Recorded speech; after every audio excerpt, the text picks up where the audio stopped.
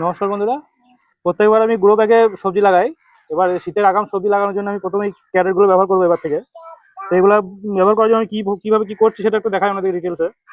চলুন কিভাবে একটা ক্যারেট সাজাচ্ছি সেটা দেখাই। দেখুন, এটা একটা ফাঁকা ক্যারেট। আর এর মধ্যে আমি এই সাইডগুলোকে একটু গার্ড করার জন্য একটু ওই তিরপল টাইপের নিয়ে নিয়েছি। পুরোনো ছেঁড়া ফাটা তিরপল এগুলো নিয়ে এগুলো সাইডগুলোকে একটু গার্ড করে দেবো যাতে জলগুলো বেরিয়ে না যায় সেখান থেকে। এর উপরে আমি মাটি দিয়ে দিয়েছি। এরপর এর সাথে আমি একটু দিয়ে দেবো এর উপরে ফুরাটন দানা, যেটা পোকামাকড় থেকে হাত থেকে এগুলোকে বাঁচাবে। একটু হালকা করে এর উপর ছড়িয়ে দিলাম এরকম। তো এরপর আমি দিয়ে দেবো ট্রাইকোডার্মা ভিরিডি, যেটা জৈব ফাঙ্গিসাইড। এটা জৈবভাবে করা যায়, জৈব ফাঙ্গিসাইড একটা। তো একটু ছড়িয়ে দিলাম এরপর। বাস, আমার মাটি রেডি হয়ে গেছে।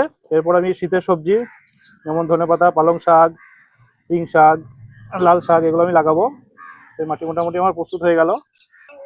আপনারাও সহজেই ঠিক এইভাবেই শীতকালীন সবজি চাষ করার জন্য এই ক্যারেটগুলো ব্যবহার করতে পারেন।